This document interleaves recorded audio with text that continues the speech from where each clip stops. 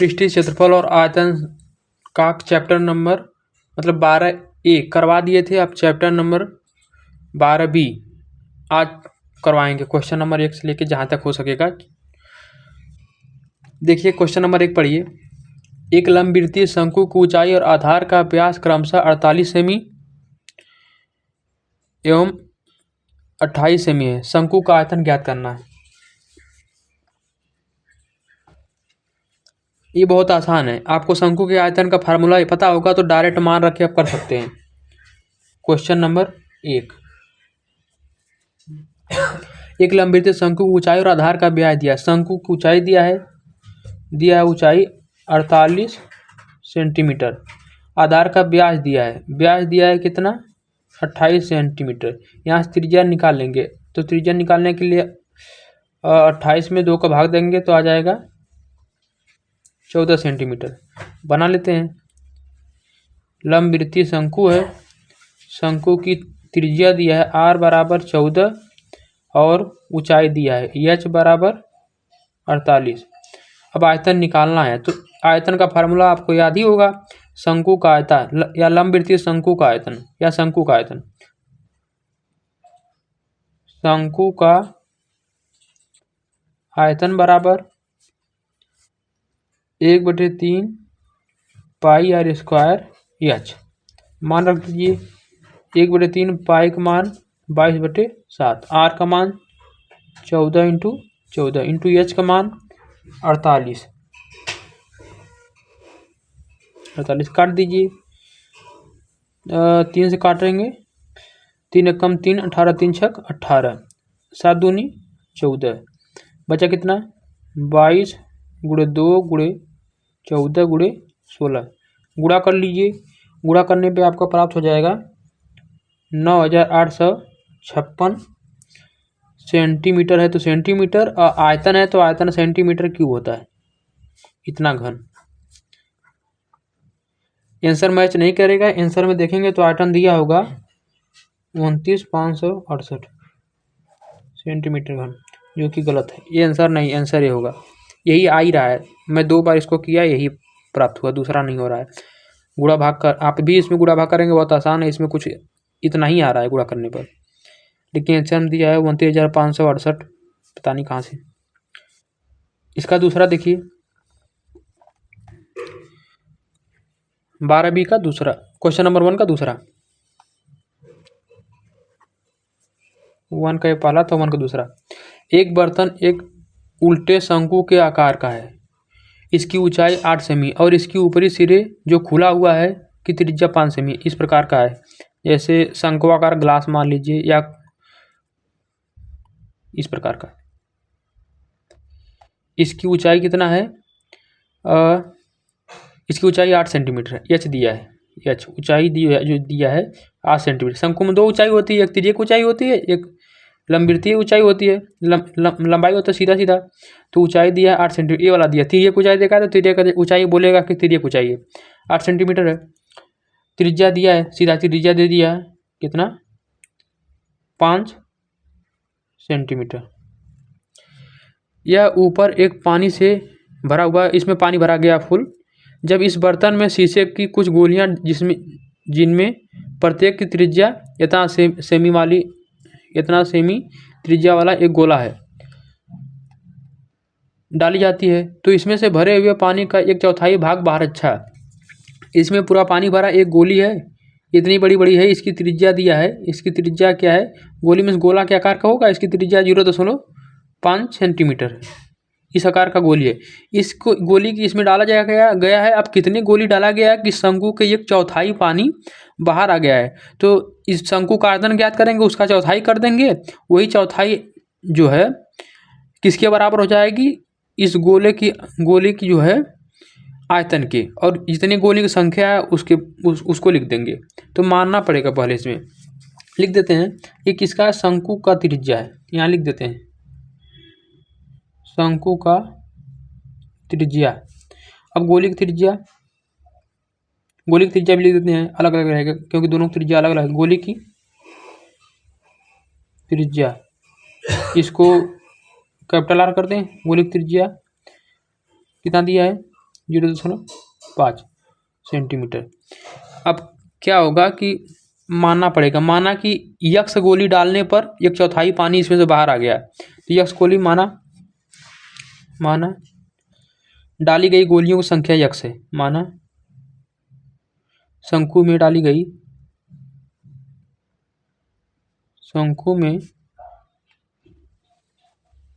गई गोलियों की संख्या बराबर यक्स। तो यक्स गोलियों को आयतन ज्ञात करेंगे। यक्स गोलियों का आयतन किसके बराबर होगा? 1/4 पानी जो निकल गया है उसके बराबर होगा। तो शंकु के आयतन की 1/4 हिस्सा के यक्स। फिर सुनिए, यक्स गोली का आयतन निकालेंगे। यक्स गोली का आयतन बराबर हो जाएगा शंकु के 1/4 आयतन, क्योंकि 1/4 पानी इसमें बाहर आ रहा है। तो हम करेंगे इसको। तो यक्स गोलियों की संख्या, यक्स गोलियों का आयतन, यक्स गोलियों का आयतन बराबर हो जाएगा 1/4 आयतन, मतलब शंकु के आयतन के 1/4 हिस्से के, क्योंकि कह रहा है कि 1/4 हिस्सा का पानी, 1/4 भाग का पानी निकल जाता है जब इसमें कुछ गोलियां जड़ जाती हैं। अब कितनी गोलियां जलती हैं वही संख्या बताना है। तो यक्स गोलियों का आयतन किसके बराबर हो जाएगा? शंकु के 1/4 पानी के बराबर, 1/4 हिस्सा का जो निकला है वो। तो 1/4 शंकु का आयतन इंटू शंकु का आयतन, क्योंकि आयतन दोनों का 1/4 हिस्सा का जो आयतन होगा इसके बराबर हो जाएगा शंकु का आयतन। अब गोली का आयतन बताइए। गोली का आयतन का फार्मूला क्या होता है? तो गोली का आयतन का फार्मूला आपको याद होना चाहिए। गोली का आयतन का फार्मूला होता है 4/3 पाई आर क्यूब। इधर है 1/4 इंटू शंकु का आयतन का फार्मूला क्या होता है? शंकु के आयतन का फार्मूला होता है 1/3 into pi into R square into H. 1/3 pi R square H ये होता है। अब यक्स इसको तो इसका मान निकालना ही है, कितनी गोलियों की संख्या है। 4/3 जो कट रहा है काट सकते हैं, डायरेक्ट फार्मूले से भी काट सकते हैं या मान रखने के बाद भी काट सकते हैं। 4/3 पाई का मान 22/7 रख देते हैं इंटू यहाँ पे आर का मान रखना है। आर का मान कौन सा आर है? ये गोली वाला है ना, तो गोली वाले को मैं आर ए वाला मारना हूँ कैपिटल। गोली की त्रिज्या आर है तो गोली का है, पहले गोली का आयतन ना गोली की त्रिज्या 22/7। आर का मान रखिए, आर का मान क्या है? 0.5। यहाँ क्यूब है तो 3 बार रखना पड़ेगा। ये किसके बराबर हो जाएगा? ये बराबर हो जाएगा आपका इसके 1/4। यहाँ पे भी पाई का मान, हालांकि पाई का मान न रखते तो पाई से पाई कैंसिल भी हो जाता है, मान रख के भी काट सकते हैं।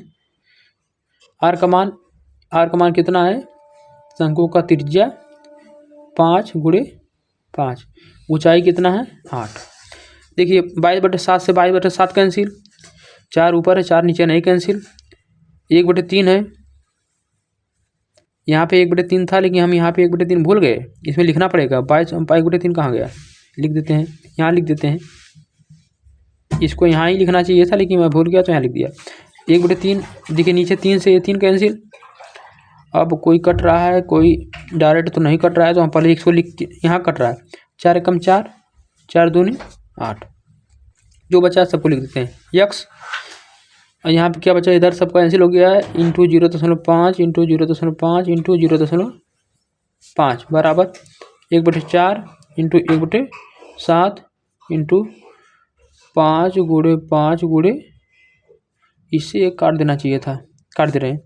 2 एकम 2, 2 दूनी 4, तो यहाँ पे क्या हो जाएगा? 2 हो जाएगा। और इधर सब समाप्त हो गया। अब इतना हो गया। अब इसको नीचे कर देते हैं, ट्रांसफर हो जाएगा। यक्स बराबर 1/2 गुणे 1/7 गुणे 5 गुणे ये जो है 1/0.5 इंटू 1/0.5 इंटू 1/0.5। अब देखिए यहाँ दशमलव हटा सकते हैं, दशमलव हटा दीजिए। यक्स बराबर 1/2 इंटू 1/7 इंटू 5 गुणे दशमलव हटाने के लिए 10 से ऊपर नीचे गुणा करेंगे, नीचे वाला 10 दशमलव हटाएगा, ऊपर वाला 10 लिख देंगे, 10/5। इसी प्रकार यहाँ भी दशमलव हटाएंगे तो हो जाएगा 10/5, यहाँ भी दशमलव हटाएंगे तो हो जाएगा 10/5। अब जो कट रहा है, एक 5 से 5 कैंसिल, 5 से 5 कैंसिल, 2 से इसको काट दीजिए, 2 1 कम 2, 2 5 10, इस 5 से इसको काट दीजिए, 5 से 5 कैंसिल, ऊपर क्या बचा है, 2 ऊपर 100 बचा है। 1/7 कहाँ से आ गया है, नहीं ये 7 है ही नहीं, यहाँ 7 से 22/7 से 22/7 कैंसिल हो गया, तो ये 7 कहाँ से आ गया, ये 7 नहीं लिखना चाहिए था, 7 कट गया है पहले ही, तो 7 नहीं है ये। आप लोग लिपापोती ना करिएगा, बहुत लिपापोती हो गया इसमें। ये 7 को काट दिए, अब जो बचा उसको लिख लेंगे, यक्स बराबर, इसमें देखिए सब कट गया है, इसमें बचा 10 गुणे 10 बराबर कर देंगे 100, तो गोलियों की संख्या आ गया, गोलियों की संख्या बराबर 100।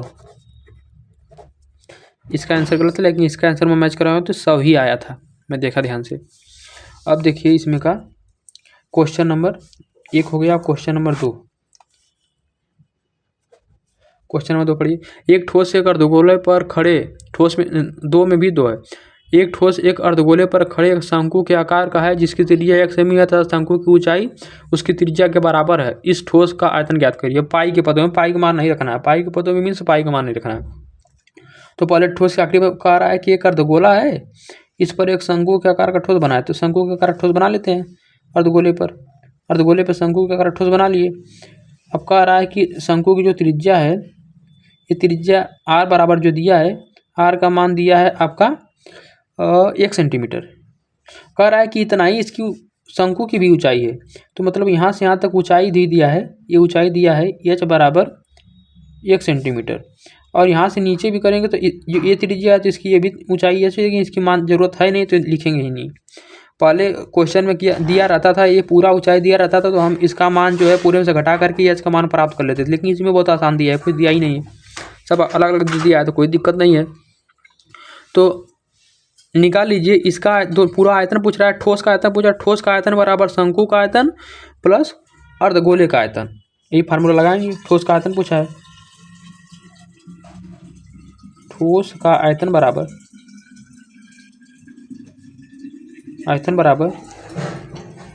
शंकु का आयतन प्लस अर्धगोले का आयतन। अब फार्मूला याद होना चाहिए, शंकु का आयतन अभी ऊपर करवाएं, 1/3 पाई r स्क्वायर एच प्लस अर्धगोले का आयतन 2/3 पाई r क्यूब। मान रख दीजिए, कॉमन लेना चाहते कॉमन ले लीजिए, 1/3 पाई r स्क्वायर कॉमन हो जाएगा, तो 1/3 पाई r स्क्वायर, यहाँ बचेगा एच प्लस, यहाँ r स्क्वायर निकल गया, सब निकल गया है, तो r बचेगा, इन 2 बचेगा, 2r बचेगा। मान रख दीजिए 1/3 पाई के पदों में, तो पाई का मान तो रखेंगे नहीं, पाई r का मान रखिए, r का मान कितना है, r का मान 1 × 1, 1 × 1, एच का मान कितना है 1 प्लस 2 × r का मान 1। अब देखिए 1/3 पाई का मान नहीं रखना है, बोला पाई के पदों में ज्ञात करिए, इसका गुणा कर दिए, काम खत्म हो गया। यहाँ पे 1 2 1 का 2, 1/3 × पाई इंटू यहाँ पे 1 2 1 3, 3 से 3 कैंसिल, क्या प्राप्त हुआ, पाई सेंटीमीटर क्यूब, सेंटीमीटर में दिया तो सेंटीमीटर क्यूब। क्वेश्चन नंबर 2 का ये पहला था। अब 2 का दूसरा देखिए, क्वेश्चन नंबर 2 का दूसरा,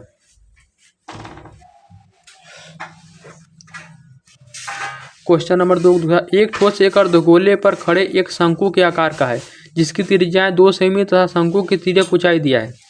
ये भी सेम ही सवाल है, एक अर्धगोले पर एक ठोस खड़ा है, अर्धगोला बना लिए, इस पर एक शंकु आकार आकृति बनाई, इसी ये पूरा ठोस है। कह रहा है कि तिर्यक ऊंचाई, इसमें तिर्यक ऊंचाई एल दे दिया है 2.2 सेंटीमीटर, और क्या दिया है, पाई का मान दिया है 3.14 रखना है, त्रिज्या दिया है, इसकी त्रिज्या दिया है, त्रिज्या कितना है, त्रिज्या 2 सेंटीमीटर है, त्रिज्या r बराबर 2 सेंटीमीटर दिया है। कह रहा है कि शंकु की तिर्यक ऊंचाई इतना है, तो इस ठोस का आयतन ज्ञात करें, इसका भी आयतन बताना है। तो ठोस का आयतन बराबर अर्धगोले का आयतन, शंकु का आयतन। लेकिन शंकु का आयतन निकालते समय ऊंचाई चाहिए होता है, बट हमको ऊंचाई नहीं, हमको तिर्यक ऊंचाई दिया, तो हम ऊंचाई ज्ञात करेंगे पाइथागोरस फॉर्मूला, क्योंकि 90 डिग्री होता है, त्रिज्या पता है तो यल पता है, कर्ण पता है, आधार पता है, ऊंचाई ज्ञात कर लेंगे। तो इसमें फार्मूला लगाएंगे पाइथागोरस फॉर्मूला वाला, तिर्यक ऊंचाई यल बराबर, इसको लिख दें कर्ण बराबर, या फिर लिख सकते हैं पाइथागोरस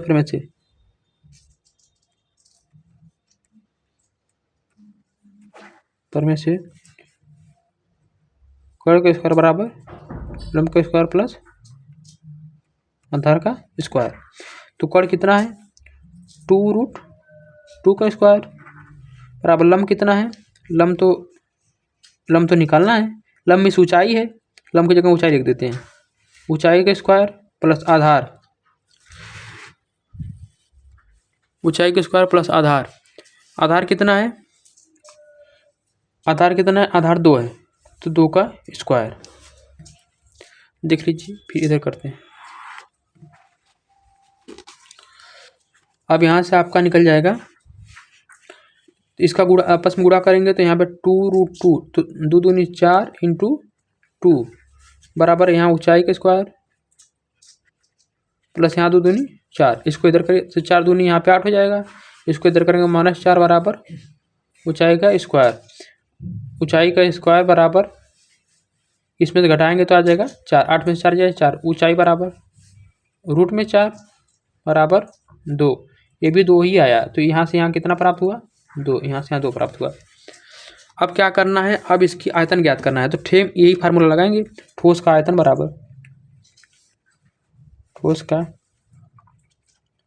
आयतन बराबर शंकु का आयतन प्लस अर्धगोले का आयतन, शंकु का आयतन प्लस अर्धगोले का आयतन। शंकु का ठोस का शंकु का आयतन क्या है, 1/3 पाई आर स्क्वायर एच होता है, प्लस अर्धगोले का आयतन 2/3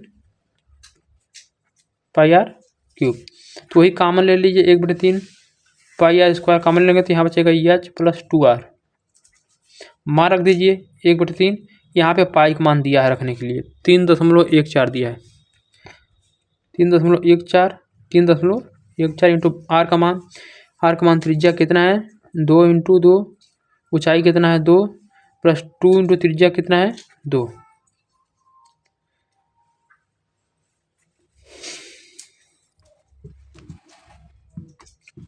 अब मान रख दिए हैं तो आप इसको सॉल्व करिए,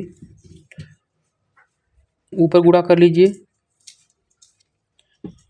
ऊपर गुणा करेंगे तो कितना प्राप्त हो रहा है,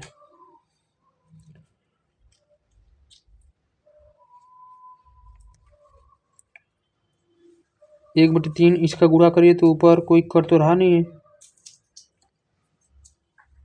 तो इसको पूरा लिखते हैं पहले, 1/3 इंटू 3.14 इंटू 2 दूनी, इसको 4 कर लेते हैं, इंटू ये देखिए 2 दूनी 4, 4 में 2 जोड़ देंगे, यहाँ प्लस है तो 2 दूनी 4, 4 में 2 जोड़ेंगे 6, इतना हो गया।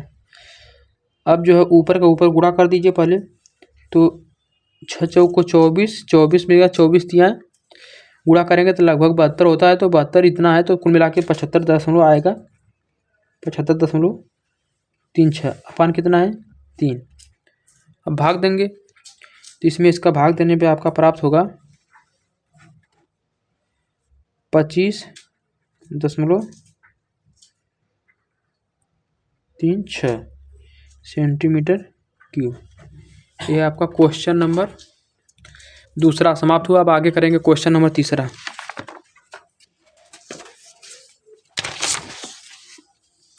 क्वेश्चन नंबर 3 देखिए, एक कलमदार घनाभ के आकार की एक लकड़ी से बना, जिसमें एक कलम के लिए 4 शंक्वाकार गड्ढे बने हुए हैं और घनाभ की विमाएँ 15 × 10 × 3.5 सेंटीमीटर, प्रत्येक गड्ढे की त्रिज्या 51 सेंटीमीटर है और गहराई 51 सेंटीमीटर। पूरे कलमदार में लकड़ी का आयतन निकालना है। तो इसमें क्या करेंगे, पहले बनाएंगे पहले क्या जो बना है उसको आकृति बना लेते हैं।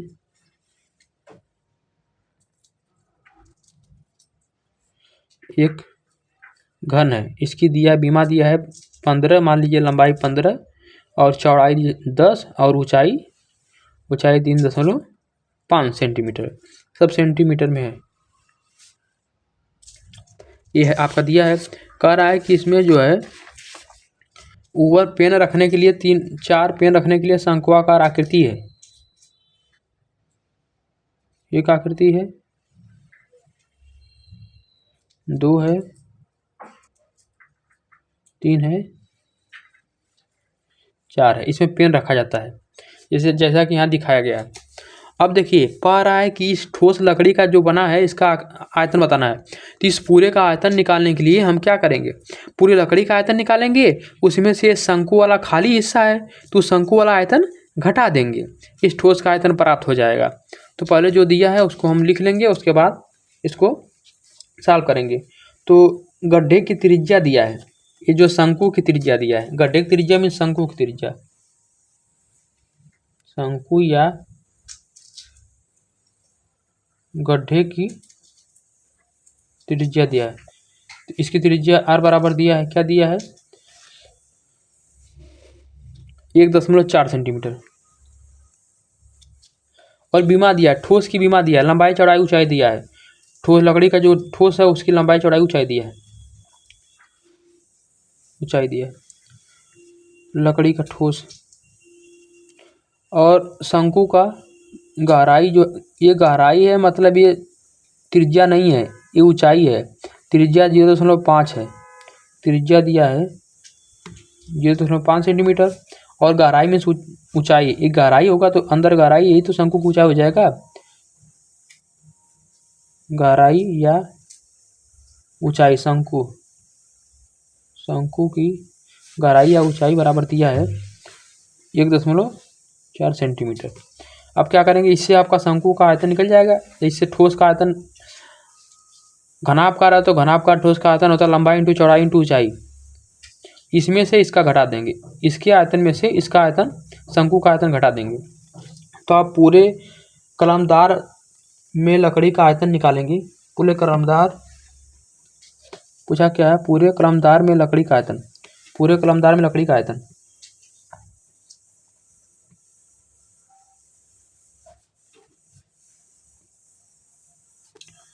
लकड़ी, पूरे कलमदार में लकड़ी का आयतन बराबर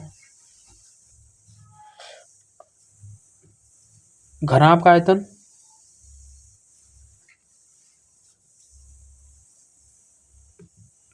माइनस शंकु का आयतन।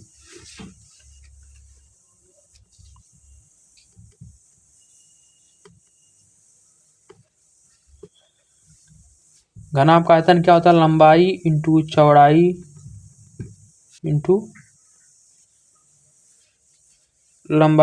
इंटू ऊंचाई माइनस लकड़ी का आयतन, माइनस लकड़ी का आयतन क्या है, माइनस शंकु का आयतन। ये जो है घनाभ लकड़ी का आयतन निकालने के लिए हम क्या करेंगे, घनाभ का आयतन निकालें। घनाभ के आयतन में जो गड्ढा है शंकु का, 4 गड्ढों का आयतन घटा देंगे। तो घनाभ का आयतन माइनस 4 गड्ढे हैं तो 4 का गुणा करना, क्योंकि ये एक गड्ढे का आयतन निकलेंगे, इसमें 4 का गुणा करना। लंबाई इंटू चौड़ाई इंटू ऊंचाई इंटू माइनस 4 इंटू शंकु का आयतन, यहाँ 4 का गुणा कर लीजिए, यहाँ पे लिख लीजिए 4 गुणे शंकु का आयतन माइनस, ये आपका यहाँ लिखना है 4, तो 4 गुणे शंकु का आयतन। 4 गुणे शंकु का आयतन क्या था, 1/3 पाई r स्क्वायर एच, पाई r स्क्वायर एच।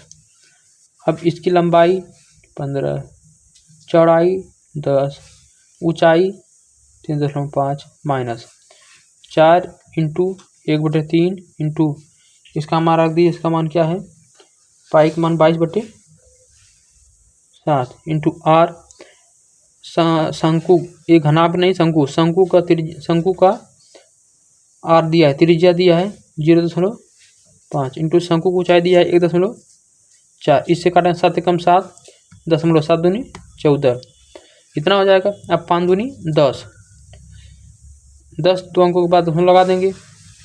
पहले यहाँ आप कर लेते हैं, यहाँ आप गुणा करेंगे तो इसका गुणा करने पर अब जो है प्राप्त हो जाएगा, तीनों गुणा करेंगे तो आएगा 525 माइनस, और कोई काटेंगे नहीं, डायरेक्ट ऊपर के ऊपर गुणा कर लेते हैं। या तो 7 से काट ही दिए हैं, 7 से 1.4 को काट दिए हैं। अब ऊपर के ऊपर को पहले इसका गुणा करें, 4 का इसमें गुणा करेंगे तो 4 दूनी 8, 4 दूनी 8, 88 इंटू इसका इसमें गुणा करेंगे तो कितना आ जाएगा, 5 दूनी 10, 2 अंकों के बाद दशमलव लगाएंगे, 10 के 2 अंकों के बाद दशमलव लगाएंगे तो क्या प्राप्त हो जाएगा आपका, त्रिज्या जो था स्क्वायर था तो इसको जो है एक बार लिखें, एक बार भूल गए,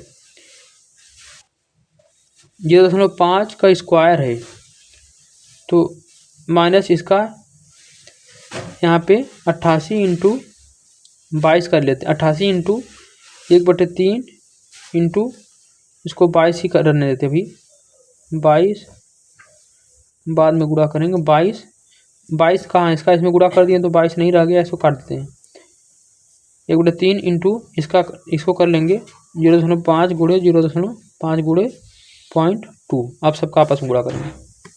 यहाँ 5/525 माइनस 88/3 नीचे कर देते हैं, सब गुणा करिए, 5×5 = 25, कितना आ जाएगा 0.25 इंटू 0.2, फिर गुणा करेंगे, 525 माइनस 88 इंटू 2×5 = 10 को 0, 2 दूनी 4, 1 5, 3 अंकों के बाद दशमलव लगाना है तो यहाँ एक 0 लगा के दशमलव लगाना पड़ेगा क्योंकि 3 अंकों के बाद दशमलव लगाना है, इतना हो गया। अब गुणा करेंगे आगे तो हो जाएगा, इसके बटे 3 भी है, ऊपर गुणा करिए, इधर लिखते हैं 525 माइनस इन सब का आपस में गुणा करेंगे तो प्राप्त होगा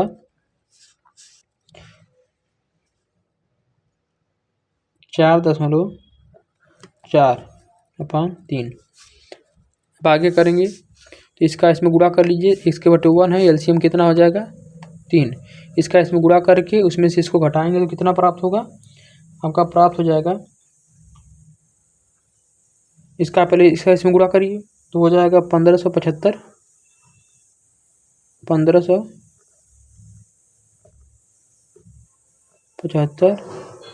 माइनस 4.4 घटाएंगे, इसमें से घटाएंगे तो आ जाएगा 1570.6/3, भाग देंगे तो हो जाएगा 523.53 सेंटीमीटर क्यूब। यहाँ स्क्वायर था तो हम एक ही बार लिखे थे इसलिए स्क्वायर लगाए, और फिर से इसको जो है 2 बार लिखे, क्योंकि स्क्वायर अगर 2 बार लिखना पड़ेगा त्रिज्या, इंटू इससे पहले काट दिए थे, यहाँ 22 के इसमें पूरा कर दिए थे, 4 में 88 इसलिए 22 को काट दिए, दोबारा 22 को नहीं लिखना, फिर इस प्रकार से जो है आपका आंसर प्राप्त हो जाएगा। अब क्वेश्चन नंबर 4,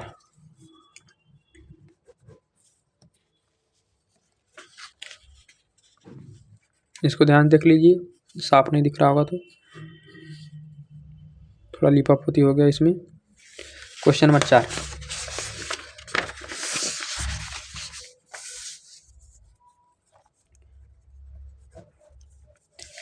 एक ठोस में ऊंचाई 120 सेमी और त्रिज्या 60 सेमी वाला एक शंकु सम्मिलित है जो 60 सेमी त्रिज्या वाले एक अर्धगोले का पर अध्यारोपित है। एक शंकु है 60 सेमी त्रिज्या वाले अर्धगोले पर, वही वाला उसी प्रकार आकृति बनेगा, इस पर एक शंकु है, इसकी जो है त्रिज्या जो है दिया यहाँ पर आर बराबर दिया है, यहाँ ही लिखते हैं आर बराबर दिया 60 सेंटीमीटर, और क्या कह रहा है ऊंचाई इसकी जो है ये हाइट दिया है यहाँ से यहाँ तक, ऊंचाई h बराबर दिया है 120, यहाँ से यहाँ तक शंकु की ऊंचाई। लंबवृत्तीय बेलन इस प्रकार सीधा खड़ा है कि यह बेलन की तली को स्पर्श करता है। अध्यारोपित है, इस ठोस को पानी से भरे हुए एक लंबवृत्तीय बेलन एक बेलन है।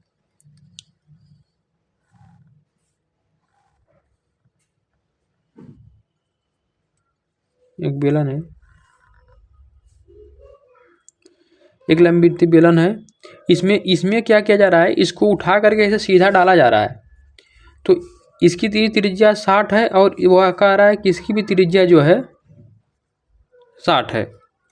इन दोनों की त्रिज्या 60 है। तो 100 दोनों की त्रिज्या जो है कहाँ गया, यह बेलन की तली को स्पर्श करता है यदि बेलन की त्रिज्या 60 सेमी है और ऊंचाई इसकी ऊंचाई दिया है h बराबर 180 सेंटीमीटर। यहाँ तक 180। तो बेलन में शेष बचे पानी का आयतन। अच्छा, इसमें एक बेलन है, बेलनाकार एक है टैंक है। इसमें ये जो है इसकी त्रिज्या और इसकी चौड़ाई बराबर है, क्योंकि इसकी भी त्रिज्या 60 सेंटीमीटर, इसकी भी त्रिज्या 60 सेंटीमीटर। और ऊपर शंकु का आकार इसको इसमें डाला जाता है। इसमें पूरा पानी भरा है, इसमें डालेंगे तो पानी ऊपर बहेगा ही। पानी जितना बह जाता है और बचे हुए पानी का आयतन ज्ञात करना है। तो पानी कितना बहेगा, जितना इसका आयतन होगा, इसका आयतन जितना होगा पूरा उतना ही तो इसमें से पानी बहेगा, क्योंकि इतना बड़ा इसमें डालेंगे। तो इसके आयतन के बराबर इसमें से पानी बह जाएगा, शेष बचेगा। देखिए, इस बेलनाकार जो आकृति है इसका आयतन निकालेंगे और इसका आयतन निकालेंगे। इसको इसमें डाल रहे हैं तो पानी बह रहा है, तो जितना इसमें से बह गया पानी, जो शेष बचा है पानी उसका आयतन बताना है। तो हम क्या करेंगे, इसके आयतन में से, पूरे के आयतन में से इस शंकु और इस ठोस का, शंकु और अर्धगोले से बना हुआ आकृति है, इसके आयतन को घटा देंगे। इसके आयतन में से इसके आयतन को घटा देंगे, शेष बचे पानी का आयतन प्राप्त हो जाएगा। तो चलिए वही लिखेंगे। पहले लिख लेते हैं बेलन की ऊंचाई, बेलन की त्रिज्या। इसकी त्रिज्या r कर लेते हैं, क्योंकि दोनों त्रिज्या, वैसे r क्या दोनों एक ही मान है तो चल जाएगा। ये भी 60 है, ये भी 60 है तो r चल जाएगा। दोनों अलग अलग रहता तो करना पड़ता। इसका भी 60 है, इसका भी 60 है। तो हम लिखेंगे, पहले बेलन का लिख लेते हैं, फिर ठोस का लिख लेते हैं। बेलन की त्रिज्या 60, बेलन की ऊंचाई, लेकिन दोनों की ऊंचाई अलग है। 120 सेंटीमीटर इसकी ऊंचाई, इसकी ऊंचाई 180 सेंटीमीटर। बेलन की ऊंचाई कितना दिया, इसको कैपिटल एच लिख लेते हैं, क्योंकि दोनों का 180 सेंटीमीटर। इसकी ऊंचाई कितना है, ठोस की ऊंचाई, शंक्वाकार ठोस की ऊंचाई, शंकु की ऊंचाई, शंकु की ऊंचाई एच बराबर कितना है 120। और शंकु का या अर्धगोले की त्रिज्या दोनों की है, शंकु और अर्धगोले, शंकु और अर्धगोले की त्रिज्या इसकी भी 60 है। अब लगा देंगे, क्या करेंगे, शेष बचे पानी का आयतन बराबर इसका आयतन माइनस इसका आयतन। तो इसका आयतन कई बार अभी ऊपर सारे क्वेश्चन में इसी का आयतन निकाले हैं। इसका आयतन निकालने के लिए क्या करना पड़ेगा, इसका आयतन निकालने के लिए शंकु का आयतन प्लस अर्धगोले का आयतन। तो हम क्या करेंगे, बेलन में शेष बचे पानी का आयतन बराबर, बेलन में शेष बचे पानी का आयतन बराबर, बेलन में शेष बचे पानी का आयतन बराबर बेलन का आयतन माइनस इस ठोस का आयतन। बेलन का आयतन माइनस ठोस का आयतन।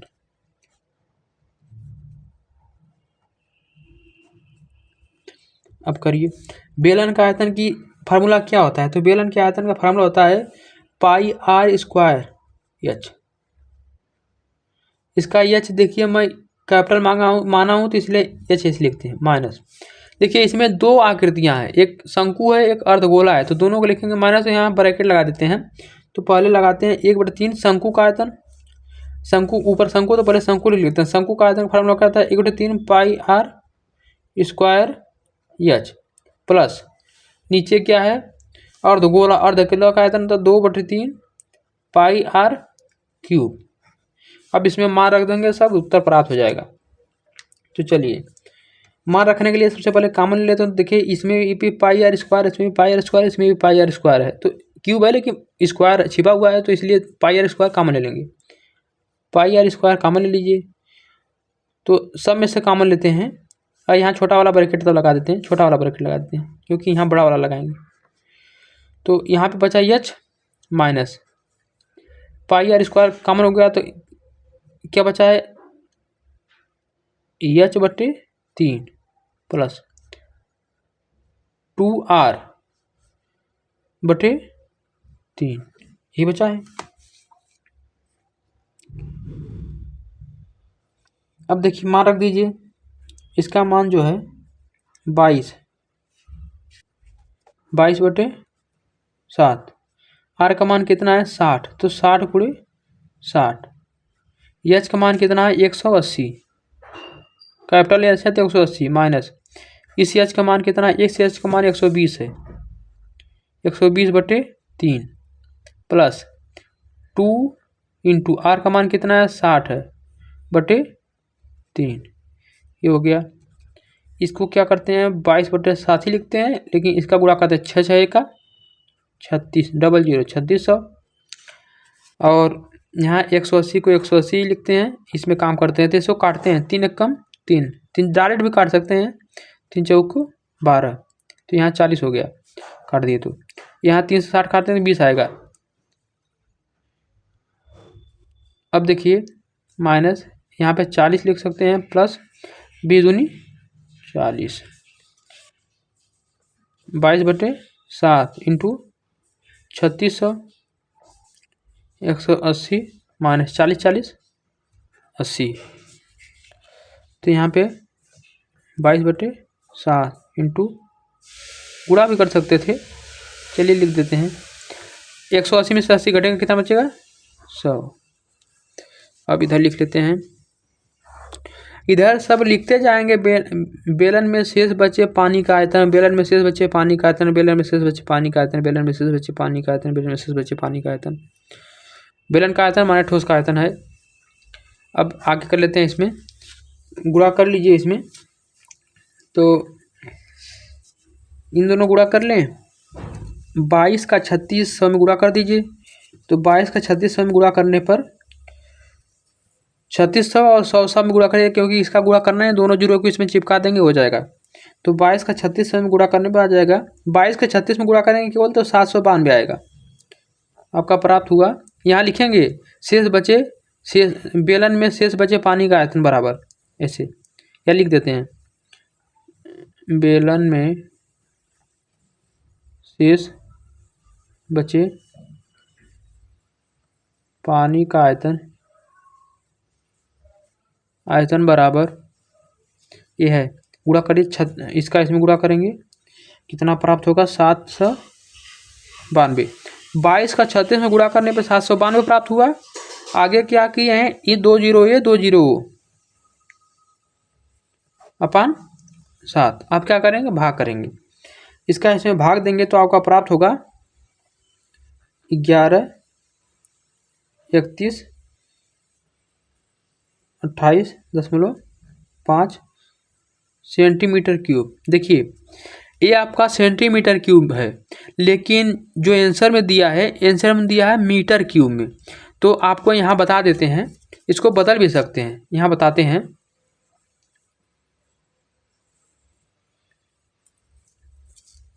100 सेंटीमीटर बराबर होता है 1 मीटर, 100 सेंटीमीटर बराबर होता है 1 मीटर। तो 1 सेंटीमीटर बराबर कितना होगा, ये नीचे जाएगा, 1/100 मीटर इतना हो जाएगा। अब क्योंकि यहाँ पे घन में है तो क्यूब करना पड़ेगा, 1 सेंटीमीटर घन, इसको बदलना है तो 1 सेंटीमीटर घन में क्या हो जाएगा, 1 सेंटीमीटर घन में होगा तो ये भी घन हो जाएगा, तो इसका इसमें भी घन करेंगे तो 1 का 3 बार गुणा हुआ। 1 सेंटीमीटर घन करने पे 1 × 1 × 1 3 बार हुआ, तो यहाँ भी 3 होगा, वो 1/100 गुणे 1/100 गुणे 1/100 मीटर क्यूब, यहाँ घन हो गया। अब देखिए क्या करेंगे, तो यहाँ सबको गुणा करने पे 1 ही सेंटीमीटर क्यूब आएगा। 1 सेंटीमीटर क्यूब बराबर हो जाएगा 1/2 2 4 2 6 0 2 2 4 2 6 जीरो इतना। तो इसका इसमें भाग देंगे। यदि इसको मीटर क्यूब में बदलना है, आंसर मैच कराना है, तो क्या करेंगे, इसमें भाग देंगे। तो भाग देने पर क्या प्राप्त होगा आपका, किसका भाग देंगे, इतना। तो 31, क्योंकि इस सेंटीमीटर क्यूब है, इसको मीटर क्यूब बदलने के लिए किसका भाग देना पड़ा है, 6 जीरो से। 6 जीरो कहाँ से आया, यहाँ से आया। 31 42.8 में 6 जीरो से भाग 2 2 4 2 6 ये करेंगे तो देखिए 0.8 है। तो 2 2 4 2 6 जीरो है, तो 0.6 अंक घसकेगा। 1 अंक, 2 अंक, 3 अंक, 4 अंक। सही लिखा होंगे, मिला लेते हैं एक बार। 31 नहीं, यहाँ दशमलव नहीं है, 8 के बाद 0.5 है। 1 अंक भूल गया हूँ, यहाँ देखिए सही लिखा था, यहाँ गलती कर दिया। तो 11 31 42 8, यहाँ केवल 8 है, 8.5 है। तो 2 2 4 2 6 अंक घसकेंगे तो 1 2 3 4 5 6, मतलब 1.31 ऐसे करके आएगा। तो अब आगे क्या लिख देंगे, इसको बराबर लगाए हैं, आगे लिखेंगे 1.13148 मीटर क्यूब। ये अब मीटर क्यूब में हो गया, ये अब हो गया मीटर क्यूब में। दिख नहीं रहा होगा, ध्यान देखेंगे तो दिखेगा।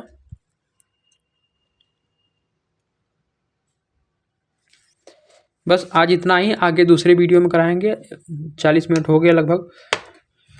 क्वेश्चन नंबर 4 हो गया, क्वेश्चन नंबर 5 से लेकर 10 तक बचा, उसके बाद इस चैप्टर में समाप्त हो गया। जब इसको आप प्रैक्टिस बार बार कर लेंगे तो एग्जाम्पल करेंगे तो एग्जाम्पल समझ में आएगा। जैसे इसका प्रश्नावली 12A में आप सारे प्रश्नावली के सवाल को बढ़िया से सॉल्व किए होंगे, सारे फार्मूलों को याद कर लिए होंगे, तो एग्जाम्पल करेंगे तो एग्जाम्पल समझ में आएगा। इसमें आयतन से संबंधित सवाल दिया है, इसके पहले तो पृष्ठीय क्षेत्रफल से संबंधित ज़्यादातर सवाल था। ठीक है, इतना ही। इसमें आगे आप लोग रिविजन करिए और मेहनत से अपना तैयारी करिए।